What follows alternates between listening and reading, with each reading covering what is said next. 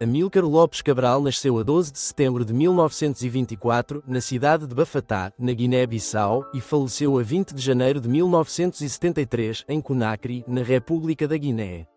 A sua trajetória de vida esteve irrevogavelmente marcada por um imperativo existencial: a luta pela liberdade, pela dignidade e pela emancipação do seu povo, subjugado pela imposição colonial. É, na essência, o produto de uma luta titânica, travada não apenas contra um regime opressor, mas também contra as diversas formas de opressão que tolhiam a sua identidade e subvertiam a sua cultura. A sua formação académica, que se iniciou na terra natal e se aprofundou em Lisboa, onde estudou agronomia na Escola Superior de Agronomia da Universidade Técnica de Lisboa, foi fundamental para a sua percepção crítica da realidade colonial e das suas implicações sociais, económicas e culturais.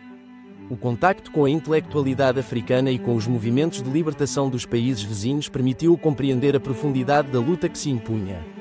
A juventude africana, com a sua crescente consciência política, foi a força propulsora para um despertar que não se conformaria com a situação de subjugação em que os povos de África se encontravam.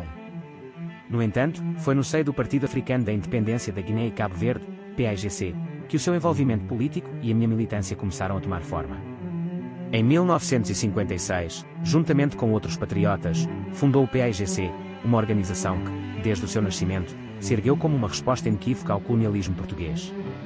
O PAIGC não era apenas um movimento de resistência armada, mas um movimento cultural e ideológico que defendia a revitalização das raízes africanas, a restauração da identidade e a construção de uma sociedade autónoma e justa. A sua concepção da luta pela independência era de uma profundidade revolucionária e transformadora. Para ele, a luta não era uma simples questão de libertação territorial, mas um processo complexo de emancipação social, económica e política.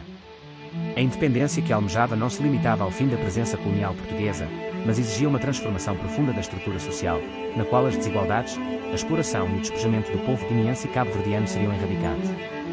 A verdadeira libertação consistia numa revolução que implicasse uma redistribuição justa das riquezas e do poder, e uma revolução cultural que restituísse ao povo o orgulho da sua própria história.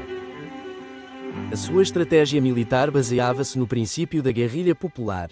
Em lugar de uma guerra convencional, que enfrentaria as forças coloniais com as suas vantagens militares, preferiu utilizar a astúcia e o apoio das massas, utilizando o terreno a seu favor.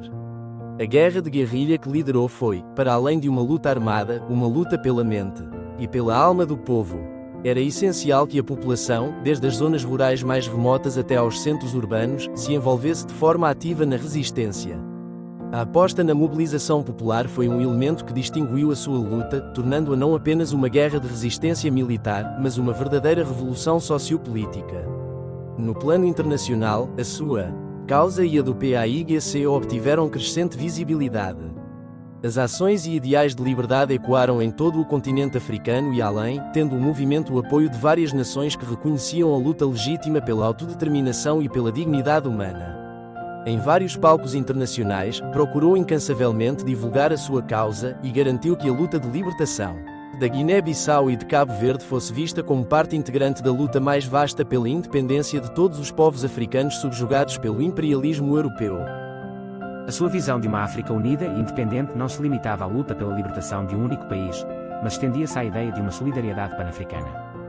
Entendeu que a luta pela independência das nações só teria significado pleno se fosse acompanhada de uma integração política e económica entre os países africanos, de forma a criar um continente unido e forte, capaz de enfrentar os desafios da modernidade sem depender dos antigos colonizadores. O seu assassinato, a 20 de janeiro de 1973, no exílio em Conakry, foi um golpe inesperado e trágico, mas não destruiu o movimento que ajudou a fundar. A sua morte foi, provavelmente, obra de traidores internos, cujos interesses contrariavam a união e a luta pela libertação. Foi alvo de uma traição, mas os seus ideais permaneceram intactos e a luta pela independência da Guiné-Bissau prosseguiu com vigor. Pouco tempo depois, a 24 de setembro de 1973, a Guiné-Bissau conquistou a sua independência, coroando o esforço de toda uma geração de patriotas que se sacrificaram por uma nação livre e soberana. A sua morte, embora prematura, não foi em vão. O que semeou ao longo da sua vida, através do PAIGC e das suas ideias, germinou numa nação independente, que continuaria a lutar pela justiça social e pela igualdade. O seu nome permanecerá gravado na memória de todos os que acreditam na liberdade e na autodeterminação dos povos. A luta que iniciou não é apenas um marco histórico, mas um imperativo contínuo para todos os africanos e todos os oprimidos do mundo. A sua visão de uma África unida e livre, capaz de realizar o seu pleno potencial, permanece um ideal que continua a inspirar gerações de africanos e de homens e mulheres de boa vontade em todo o mundo.